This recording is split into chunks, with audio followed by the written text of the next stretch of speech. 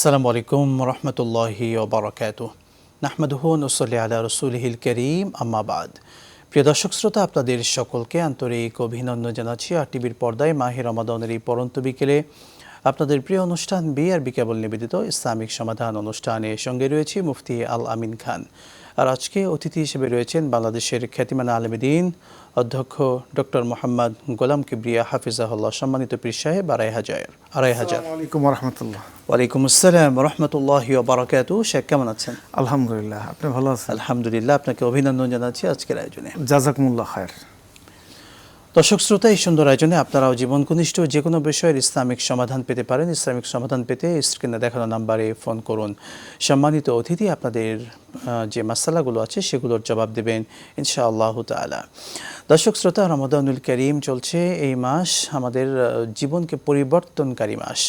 রমাদান মাস আল্লাহ পাক দিয়েছেন, এখান থেকে আমাদের প্রাপ্তিটাকে, রমাদানে মুমিনের প্রাপ্তি কী সেগুলো নিয়ে সম্মানিত অতিথির কাছ থেকে শুনবো ইনশাআল্লাহ তাআলা।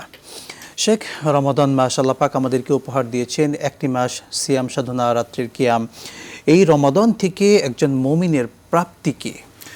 অনেক ধন্যবাদ। আপনি একেবারে সামারিটা বলে ফেলেছেন যে রমজান মাসটা এটা কোরআন নাজিলের মাস, সিয়াম সাধনার মাস, কিয়ামুল লাইলের মাস।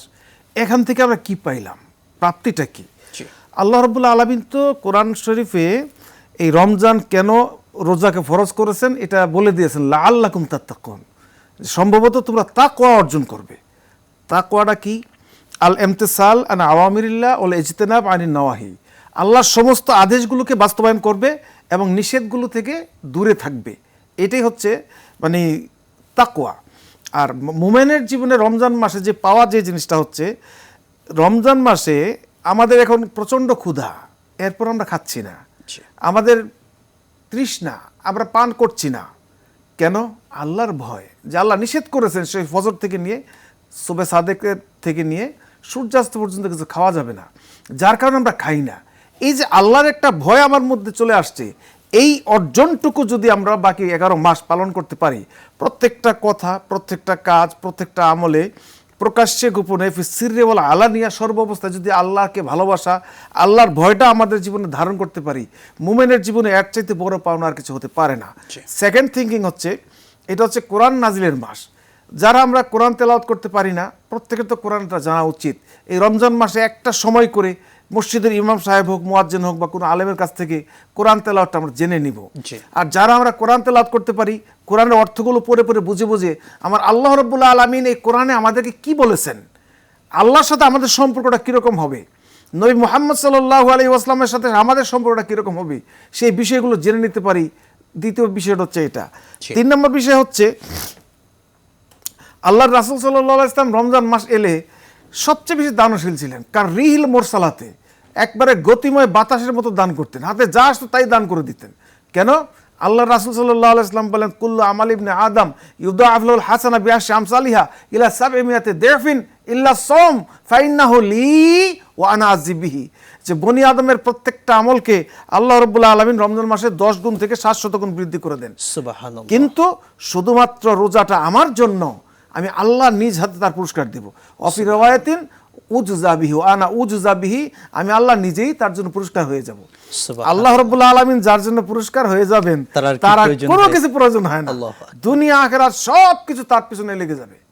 দুনিয়ার ওয়ালাউ আন্না আহলাল কুরা আমানু ওয়াত্তাকাউ লাফাতাহনা আলাইহিম বারাকাতিম মিনাস সামাই ওয়াল আরদি, যদি মানুষ ঈমান আনতো আর আল্লাহকে যথাযথ ভয় করত, আসমানের বরকতের সমস্ত দরজা, জমিনের বরকতের সমস্ত দরজা বান্দার জন্য খুলে দিত। সুবহানাল্লাহ। একজন আলেম, একজন মুত্তাকি যখন রাস্তা দিয়ে হাঁটে, আল্লাহকে সে ভয় করে, একটা বৃক্ষ আরেকটা বৃক্ষকে বলে, এই দেখো তোমাদের পাশ দিয়ে কে যাচ্ছে, আল্লাহর একজন প্রেমিক তোমার পাশ দিয়ে যাচ্ছে।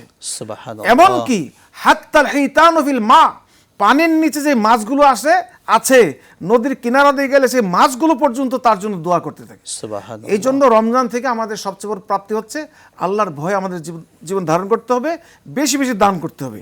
আরেকটা বিষয় হচ্ছে, একটা আমাদের জীবনটা কেমন জানি শৃঙ্খলিত না, মানে সুশৃঙ্খল না, অগুছালো জীবনটাকে গুছিয়ে নেওয়ার জন্য একটা উত্তম মাধ্যম হচ্ছে পবিত্র রমজান মাস।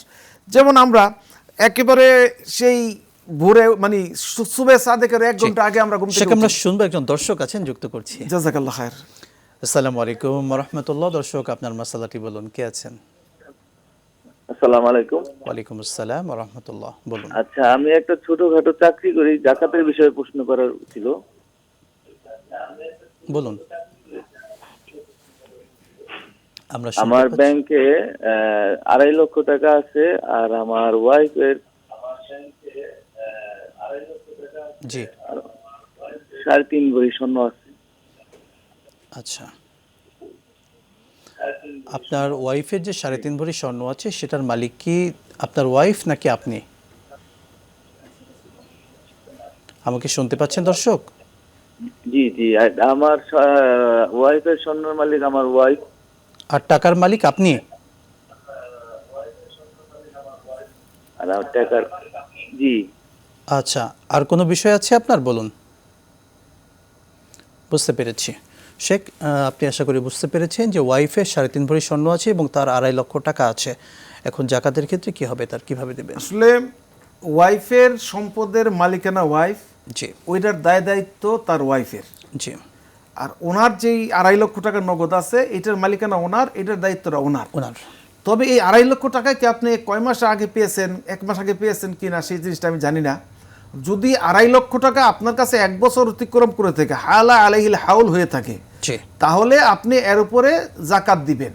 অর্থাৎ 2 লক্ষ টাকা আসে 5,000 টাকা, আর 50,000 টাকা আসে 1250 টাকা, অর্থাৎ 6,250 টাকা আপনি জাকাত দিবেন। জি, আর 2.5 ভরি স্বর্ণের উপরে জাকাত ওয়াজিব, 3.5 ভরি স্বর্ণের উপর। 3.5 ভরি স্বর্ণের উপরে জাকাত ওয়াজিব হয় না। জি, বিষয়টা আশা করি তিনি বুঝতে পারছেন। পেরেছেন। জি। পরের দর্শককে যুক্ত করছি। আসসালামু আলাইকুম ওয়া রাহমাতুল্লাহ, কে আছেন দর্শক, নাম বলে বলুন। আমার নাম জুবাইর বিন গোলাম কিবরি, আমি ধানমন্ডি থেকে বলছিলাম। জি, বলুন। এখন আমার প্রশ্নটা হলো, কোন ব্যক্তি যদি রোজার মাসে তওবা করে কিন্তু ঈদের পরে আবার সে পাপাচারে লিপ্ত হয়, এবং পরবর্তীতে আবার যদি সে পাপাচারে এই রমজান মাসে তওবা করে এবং আবার পাপাচারে লিপ্ত হয়, তাহলে তার তওবাটা কি কবুল হবে? সেই বিষয়ে আমার একটু জানার বুঝতে ছিল। পেরেছি, সঙ্গেই থাকুন শেখ। একটা ধন্যবাদ। জি, ইনি যে প্রশ্নটা করেছেন, কোন ব্যক্তি রমজান মাসে তওবা করেছে, আল্লাহ রাব্বুল আলামিন তওবা হয়তো কবুল করলে মাফ করে দিবেন। জি সে রমজান মাস পার হয়ে গেছে, আবার গুনাহ কাজে লিপ্ত হয়েছে, আবার রমজান পেয়েছে, আবার তওবা করছে, রমজান পার হয়ে গেছে, আবার গুনাহতে লিপ্ত হয়েছেন। এটা কোরআনে কারিমে আল্লাহ রাব্বুল আলামিন সুস্পষ্ট বলে দিয়েছেন যে সুম্মা তাবু সুম্মা কুফরান সুম্মা দাদু কুফরান লান তুকবালা তওবাতুহুম। আয়াতটা তো বাবরটা আমি বলেছি, পুরো আয়াতটা ক্লিয়ার না। যারা গুনার কাজ করে আবার তওবা করে আল্লাহ মাফ করে দেন, এরপরে আবার গুনার কাজ করে আবার তওবা করে আবার গুনাহ করে আবার তওবা করে, এরকম করতে থাকে, লান তুকবালা তাওবাতুহুম, লান দিয়ে শব্দটা বলেছেন যে কখনো কখনো তার তওবা আল্লাহ রাব্বুল আলামিন কবুল করবেন না। আর সূরা নেসাতে আল্লাহ রাব্বুল আলামিন বলেছেন ইন্নামাত তাওবাতু লিল্লাযিনা ইয়ামালুনা সুআ বিজাহালাতিন সুম্মা ইয়াতুবুনা মিন কারিবিন ফাউলাইকা ইয়াতুবুল্লাহু আলাইহিম ওয়া কানা আল্লাহু আলিমান হাকিমা। যে সমস্ত ব্যক্তিরা তওবা মানে গুনার কাজ করে নিকটেই সময়ে জি। বুঝতে পেরেছে, তওবা করে ফেলে, আল্লাহ জি, শেখ, রাব্বুল আলামিন তার তওবা আমরা কবুল শুনবো করবেন ইনশাআল্লাহ আরো বিরতির পরে। ইনশাআল্লাহ। দর্শক মণ্ডলী, আর টিভির পর্দায় আপনারা উপভোগ করছিলেন বিআরবি কেবল নিবেদিত ইসলামিক সমাধান। সময় হলো ছোট্ট বিরতির, সঙ্গেই থাকুন, ফিরছি ইনশাআল্লাহ।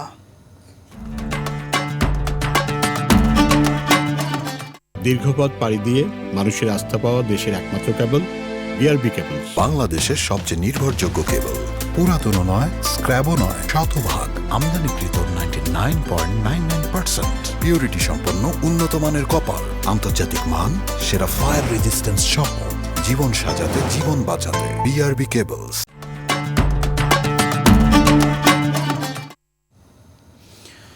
বিরতির পর আবারও স্বাগত জানাচ্ছি দর্শক শ্রোতা আপনাদের সকলকে আর টিভির পর্দায় আপনাদের প্রিয় অনুষ্ঠান বিআরবি কেবল নিবেদিত ইসলামিক সমাধান অনুষ্ঠানে। এই সুন্দর আয়োজনে আপনারা আপনাদের জীবনের যে কোনো বিষয়ের ইসলামিক সমাধান পেতে স্ক্রিনে দেখানো নাম্বারে ফোন করুন। শেখ, আপনি চমৎকারভাবে বলছিলেন, আমরা বিরতির পূর্বে মূলত কথা শুনছিলাম রমাদানের প্রাপ্তি নিয়ে। একজন মুমিন রমাদান থেকে আসলে কি পাবে, বা আমাদের প্রাপ্তির খাতায় আসলে কি যুক্ত হবে, যদি সেটি আরো বলতেন। মুমিনের প্রাপ্তির খাতায় যা যুক্ত হবে, 1 নাম্বার হচ্ছে মা তাকাদ্দামা মিন যামবি, মান সামা রমাদানা ঈমানান ওয়া ইহতিসাবান গুফিরা লাহু মা তাকাদ্দামা মিন যামবি। যেই ব্যক্তি ঈমানের সাথে সওয়াবের আশায় রমজানের রোজা রাখবে, আল্লাহ রাব্বুল আলামিন তার অতীতের সমস্ত গুনাহগুলো মাফ করে দিবেন। সুবহানাল্লাহ। এখানে মা শব্দটা গায়রে যাবিল কুলের জন্য ব্যবহৃত হয়, যেটা আমুন লিস সাগায়ের ওয়াল কাবায়ের, সগিরা কবিরা যা আছে সব মাফ করে দিবেন, তবে বান্দার হোক সেখানে রেস্ট্রিক্টেড, মুস্তাসনা। 2 নম্বর কথা হচ্ছে এখানে অনেকগুলো কথা আছে, মান কামা রমাদান ঈমানান ওয়া ইহতিসাবান গুফিরাল্লাহু মা তাকাদ্দামা মিন যামবিহি ওয়া মান কামা লাইলাতুল কদরি ঈমানান ওয়া ইহতিসাবান গুফিরাল্লাহু মা তাকাদ্দামা মিন যামবিহি। অর্থাৎ 1 নম্বর প্রাপ্তি হচ্ছে আল্লাহ রাব্বুল আলামিন তার সমস্ত গুনাহগুলোকে মাফ করে দিবেন।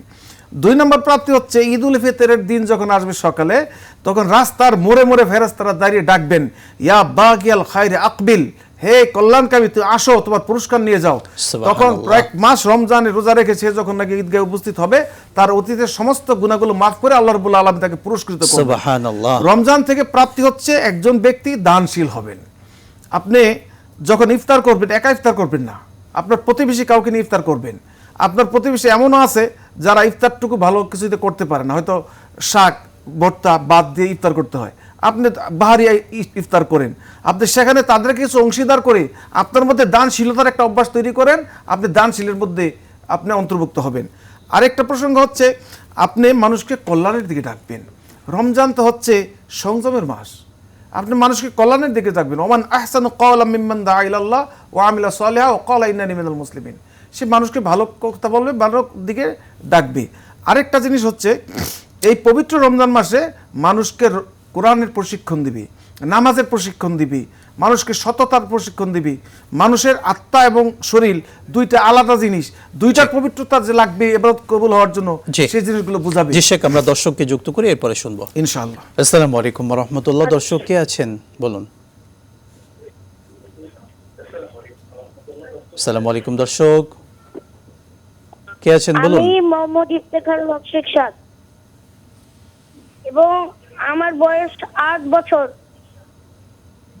আমার বয়স 8 বছর। আমি চাঁপাইনবাবগঞ্জ থেকে বলছি। মাশাআল্লাহ, বলো তোমার প্রশ্ন বলো বাবা, শুনছি তোমাকে। আমি রোজা করতে পারছি, কিন্তু আমি তারাবির নামাজ পড়তে পারছি না। তো এটা আমি পড়তে পারছি না, তাই বলে কি আমার রোজা কি থাকবে নাকি থাকবে না? মাশাআল্লাহ, ছোট্ট আমাদের তোমার জন্য অনেক দোয়া করছি, আল্লাহ তাআলা তোমাকে নেক হায়াত দিক এবং সুসন্তান হিসেবে আল্লাহ তাআলা তোমাকে কবুল করুন। শেখ, আমাদের ছোট্ট বন্ধুর কথা আপনি নিঃসন্দেহে বুঝতে পেরেছেন। আমাদের শায়েখ করেছেন, সেই দোয়া আমিও করি। আল্লাহ তোমাকে অনেক ভালো মানুষ বানাক, দায়িল আল্লাহ করুক, আল্লাহর মাকবুল বান্দা হিসেবে কবুল করুক। তুমি কষ্ট করে রোজা রাখতেছো, এই রোজাটা হয়ে যাবে। রোজা এক জিনিস, তারাবির নামাজ আরেক জিনিস। রোজাটা হচ্ছে দিনের বেলা, তারাবিটা হচ্ছে রাতের বেলা। তারাবিটা হচ্ছে নফল, তারাবি হচ্ছে অতিরিক্ত আইটেম বা সুন্নত যেটা বলতে পারেন, আর রোজা হচ্ছে ফরজ। রোজা আর তারাবি দুইটা এক জিনিস না। আপনি রোজা তারাবির নামাজ পড়লে অনেক অনেক সওয়াব হবে, কিন্তু পড়তে পারেন নাই আপনি, সেই জন্য আপনি গুনাহগার হবেন না, আপনার রোজায় কোনো ত্রুটি হবে না। ছোট্ট মানুষ, এখনো তো ইসলামের বিধান তার উপর আপনি যে এইটা করতেছেন আলহামদুলিল্লাহ, তবে আপনি চেষ্টা করবেন এশার নামাজটা পড়তে। জি, জাযাকাল্লাহ। পরের দর্শককে যুক্ত করছি। আসসালামু আলাইকুম ওয়া রাহমাতুল্লাহ। কে আছেন দর্শক বলুন। জি, আমি জানতে চাচ্ছি যে 4.5 ভরি যদি স্বর্ণ থাকে এবং ব্যাংকে হচ্ছে 3 লাখ টাকা থাকে, তাহলে কি স্বর্ণের জাকাতটা আসবে? আচ্ছা, বুঝতে পেরেছি শেখ। 4.5 ভরি স্বর্ণ এবং ব্যাংকে যদি 3 লাখ টাকা থাকে। আপনার 4.5 ভরি স্বর্ণ আছে, ব্যাংকে 3.5 লক্ষ বা 3 লক্ষ টাকা আছে। 2 লক্ষ টাকার উপরে থাকলে আপনার উপর জাকাত আসবে। জি। 4.5 ভরি স্বর্ণের বর্তমান ভ্যালু এবং এই 3 লক্ষ টাকা দুইটা সংযোগ করি একত্রিত করে যেই হবে ওইটার উপর আপনি জাকাত দিতে হবে। জি, মানে প্রত্যেক লাখে 2,500 টাকা করে 2,500 টাকা করে দিতে হবে। অর্থাৎ তার উপর আপনার স্বর্ণটা কত ক্যারেটের আছে বা এটার বর্তমান ভ্যালুটা কত আছে ওইটা আপনি স্বর্ণকার থেকে জেনে নেবেন। ধন্যবাদ। জি, জাযাকাল্লাহ। শেখ, একই রকম ভাবে যদি আমরা সেম একটি প্রশ্ন রাখি, একজন ব্যক্তির কিছু রূপা আছে, অল্প কিছু রূপা আছে, দোকানে কিছু সম্পদ আছে, হয়তো দোকানের কিছু মাল আছে, আবার অল্প কিছু টাকা আছে, কিছু স্বর্ণ আছে, এই মিক্স অনেকগুলো আইটেম আছে, তো অল্প অল্প করে, এক্ষেত্রে তার জাকাতের বিধান কি হবে? এই সবগুলোর মধ্যে যদি হালা আলাইল হাউল হয় এবং সবগুলো মিক্সড করলে যদি নেশাব পরিমাণ জাকাতের হয়, তাহলে জাকাত দিতে হবে। কিন্তু বিষয়টা যদি এরকম হয় যে সবগুলো মিক্সড করলেও আপনার নেশাব পরিমাণ হচ্ছে না, তখন জাকাতের প্রসঙ্গটা আসে না। আর একটা টাকা আসছে, কিছু টাকা আসছে 1 মাস আগে, এটা মিলানোর পরে মিলাইলো, তাহলে এটা জাকাত ওয়াজিব হবে না, ইচ্ছা করলে সে আদায় করতে পারে। জি, ফামান তাতাওয়া খায়রা ফাইনাল্লাহ শাকিরুন আলিম। বারাকাল্লাহ। শেখ, আরেকটি প্রশ্ন, একজন ব্যক্তির দেখা যাচ্ছে জাকাত যেদিন থেকে শুরু হয়েছে ধর্তব্য, সেই দিনে তার কাছে 5 লক্ষ টাকা ছিল, আবার ঠিক 6 মাস পরে এসে তার টাকা হয়ে গিয়েছে 1.5 লক্ষ টাকা, আবার বছরের শেষে এসে তার কাছে আবার 5 লক্ষ টাকা পুরোপুরি হয়ে গেছে। অর্থাৎ মাঝখানে টাকার অ্যামাউন্টটা কমে Gap যায় ছিল। আবার বছরের শেষে এসে তার পরিপূর্ণ হয়ে গেছে 5 লক্ষ টাকা, এক্ষেত্রে তিনি জাকাতের কি করবেন? গত জানুয়ারি মাসে 5 লক্ষ টাকা ছিল, জুন জুলাইতে গিয়ে এসে 1.5 লক্ষ টাকা নেমে আসছে, আবার এসে জানুয়ারিতে এসে তার মধ্যে 5 লক্ষ 5 টাকা লক্ষ পুরো টাকা হয়ে গেছে। ইনি জাকাত পরিপূর্ণ দিতে হবে, 5 লক্ষ টাকা দিবেন, 5 লক্ষ টাকারই 5 দিবেন। লক্ষ টাকা দিবেন ইনশাআল্লাহ। অর্থাৎ বছরের শুরু এবং শেষে যদি সমান থাকে তাহলে তাকে 5 লক্ষ জাকাত টাকা দিবেন। বারাকাল্লাহু এর ফিক। মধ্যে যদি 7 লক্ষ হইতো 7 লক্ষ দেওয়া লাগতো না, জি। ওই 5 লক্ষের মধ্যে দিতে হতো। মাঝখানে আইসা তো 1 লক্ষ হয়েছে, জি। কমেছে।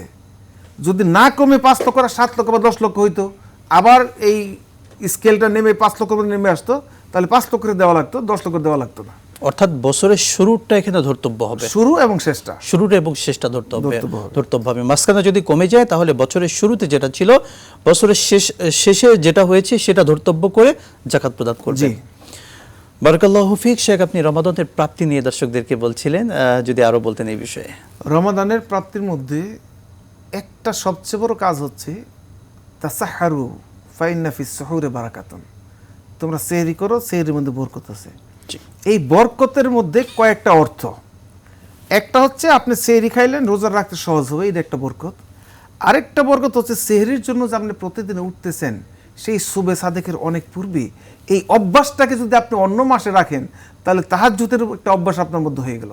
ফাতাহাজ্জাত বিহি নাফিলাতান, আল্লাহ বলেছেন তুমি নফল হিসাবে তাহাজ্জুদ গুজার হও। আর আল্লাহ রাসূল সাল্লাল্লাহু আলাইহি ওয়াসাল্লাম তো নিয়মিত তাহাজ্জুদ গুজার ছিলেন। যদি আমরা আল্লাহ রাসূলকে অনুকরণ করি, তাহলে আর তাহাজ্জুদটা আমাদের জন্য খুবই বরকতময় জিনিস। আরেকটা জিনিস হচ্ছে তাহাজ্জুদের সময় শেষ রাতে আল্লাহ রাব্বুল আলামিন, এটা হাদিসে লাইলাতুল বারাআত বা লাইলাতুল কদর সম্পর্কিত কথা বলেছেন, সারা বৎসর জি। নিচের আকাশে এসে আল্লাহ রাব্বুল আলামিন বান্দাকে ডাকেন আলা মিন যে মুস্তাগফিরিন আমরা সেটা ফাগফির লাহু। শুনবো, হাদিসটি শুনবো, দর্শক আছেন। জি। আসসালামু আলাইকুম ওয়া রাহমাতুল্লাহ। দর্শক, আপনার মাসালাটি বলুন।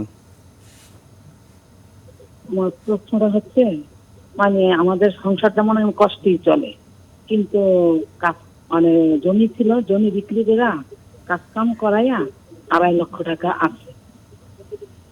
এই টাকাটা আমার টাকা দিতে হবে না, ইচ্ছা করলে আমি এটা খরচ করতে পারি, কিন্তু আমি করি না, কষ্ট চললেও মনে করেন টাকাটা আমি খরচ করি না। আচ্ছা, এই টাকাটা কতদিন থেকে আছে? 1 বছরের বেশি হয়েছে, আমরা রাখছি আর কি, এটা বিপদ আপদের জন্য আর কি, আপনি রাইখা দিচ্ছি ঘরেই। আচ্ছা, বুঝতে পেরেছি। শেখ, বুঝতে পেরেছেন? আশা বুঝতে করছি। পেরেছি। জমি বিক্রি করছে, কিছুটা খরচ করছে, বাড়ি সংস্কার করছে, 2.5 লক্ষ টাকা আছে। হ্যাঁ, জমি বিক্রয়টা যদি আপনার 1 বছর আগে হয়ে থাকে, তাহলে বর্তমানে এটার উপর জাকাত দিতে হবে, জি, 2.5 লক্ষ টাকা জাকাত দিতে হবে। নিঃসন্দেহে। জাযাকাল্লাহ। শেখ, আপনি মূল টপিকে বলছিলেন যে আল্লাহ তাআলা প্রত্যেক দিন মূলত প্রথম প্রতি আসমানে, রাত্রে, জি, মানে আপনার শেষ রজনীর শেষাংশে জি, একেবারে দিন আকাশে এসে বলেন আলা মিন মুস্তারজিকিন ফারজুকা লাহু, আলা মিন মুস্তাগফিরিন ফাগফির লাহু, আলা মিন মুবতালান ফাউআফিয়াহু, কে আছো আমার কাছে এই ক্ষমা চাইবি, ক্ষমা চাও, ক্ষমা করে দেব, রিজিক চাইবি, রিজিক চাও, রিজিক দিব, কে আছো বিভিন্ন অভাবগ্রস্ত, অভাবকে দূর করে দেবো, আলা কাজা হাত্তা ইয়াতলুল ফাজর, ফজর পর্যন্ত ডাকতে থাকেন। আর এই তাহাজ্জুদের টাইমে, আমরা যে সেহরির টাইমটাকে, যে আমরা তাহাজ্জুদের টাইমটা আমরা সেহরি করে একটা ইবাদত করতেছি, এই অভ্যাসটা যদি বাকি 11 মাস আমরা করতে পারি, তাহলে আল্লাহ রাব্বুল আলামিনের ওলির খাতায় নাম লেখাইতে বোধহয় আর বেশি খুব একটা প্রয়োজন হবে না। কারণ যেই ব্যক্তি তাহাজ্জুদ গুজার, সেই ব্যক্তির মনে এমন ভয় থাকে আল্লাহ রাব্বুল আলামিন, সে মিথ্যা বলতে পারে না, ধোঁকা দিতে পারে না, প্রতারণা করতে পারে না, প্রবঞ্চনা করতে পারে না, গীবত করতে পারে না, অপরের সম্পদের লোভ করতে পারে না, পরনারীর দিকে তাকাইতে পারে না, অর্থাৎ নিজেকে 100% কন্ট্রোলের মধ্যে নিয়ে আসতে পারে। আর যেই ব্যক্তি নিজেকে কন্ট্রোল করতে পারে, সেই ব্যক্তি আল্লাহ রাব্বুল আলামিনের কাছে প্রিয়। নিঃসন্দেহে খুবই চমৎকার। আপনি অনেকগুলো পয়েন্ট বললেন। রোজার প্রাপ্তির খাতার আসলে কি জমবে সেটা আপনি বললেন। আসলে রোজার সবচেয়ে বড় পুরস্কারটা কি? আল্লাহ তাআলা কি পুরস্কারটা আমাদেরকে দেবেন? লিস-সাইমি ফারহাতান, ফারহাতুন ইনদা ফিত্রিহি ওয়া ফারহাতুন ইনদা লিকাই রাব্বিহি। আল্লাহ রাসূল সাল্লাল্লাহু আলাইহি ওয়াসাল্লাম বলেন, রোজাদারের জন্য 2টা পুরস্কারের সময় আছে। একটা হচ্ছে ফারহাতুন ইনদা ফিত্রিহি, যখন তিনি ইফতার করবে। আপনি দেখবেন সারাদিন রোজা রেখেছেন, ইফতারের মুহূর্তটা আসলে আপনি যখন ইফতারটা সামনে নিয়ে বসে, আপনার মনে কি একটা তৃপ্তি আসে। এই তৃপ্তিটা কিন্তু আল্লাহ রাব্বুল আলামিনের পক্ষ থেকে আসে। আরেকটা হচ্ছে কি, ইনদা লিকাই রাব্বিহি, আল্লাহ রাব্বুল আলামিনের সাক্ষাৎ যখন হবে। বান্দা যখন পরকালে হিসাব কিতাব সব শেষ করে জান্নাতে প্রবেশ করবে, প্রথম রিসিপশন রুমে প্রবেশ করানো হবে। রিসিপশন রুমে প্রবেশ করার পরে সেখানে তাকে একটা শরবত পান করানো হবে। তখন তারা বলবে, আল্লাহ জান্নাত এত সুন্দর কখনো তো দেখি নাই। তখন জান্নাতের ফেরেশতারা এসে বলবেন, স্যার এটা তো জান্নাত না, এটা রিসেপশন, জান্নাতটা তো হচ্ছে আরো ভিতরে। তাহলে তোমাদের মতো এত সুন্দর সুন্দর খাদেমগুলোকে আমরা সেখানে গেলে পাবো? স্যার বলেন কি, সেখানে যে খাদেম আছে তারা আমাদের চেয়ে অনেক বেশি বেশি সুন্দর, আমরা দিলাম অনেক নোংরা, তারা অনেক বেশি সুন্দর। যখন তারা জান্নাতের ভিতরে যাবে, ক্বালু আলহামদুলিল্লাহিল্লাযী সাদাকানা ওয়া'দাহু ওয়া আওরাসানাল আরদা নাতাবাওয়া মিনাল জান্নাতি হাইসু নাশা ফানি'মা আজরুল আমিলিন। আল্লাহু আকবার। তখন তারা এই প্রশংসা করবেন। তখন আল্লাহ রাব্বুল আলামিন বলবেন, আমি যে দুনিয়াতে অঙ্গীকার করেছিলাম জান্নাত তোমরা পেয়েছো, কয় পেয়েছি। কয় তোমাদের আর কোনো তৃপ্তি বাকি আছে? আল্লাহ একটা তৃপ্তি তো বাকি আছে। কি বাকি আছে বলো? কয় তোমাকে দেখার যে আকুতি, সে আকুতি তো আমাদের মন থেকে এখনো যায়নি। তখন আল্লাহ রাব্বুল আলামিন বলবেন, এই পর্দাটা সরে যা। তখন সরে যাওয়ার পরে আল্লাহ রাব্বুল আলামিনকে দেখে এমন এক সেজদা দিবেন, 70 বছর পর্যন্ত শুকরিয়া সেজদার মধ্যে বান্দা পড়ে থাকবেন। এটাই হচ্ছে রোজাদারের জন্য সবচাইতে বড় পুরস্কার। আর একটা ছোটখাটো পুরস্কার বলে, এইটার চেয়ে ছোট পুরস্কার হচ্ছে যে রোজাদাররা যখন জান্নাতে যাবে, জান্নাতের একটা স্পেশাল গেট আছে রোজাদারের জন্য, সেটার নাম হচ্ছে রায়্যান।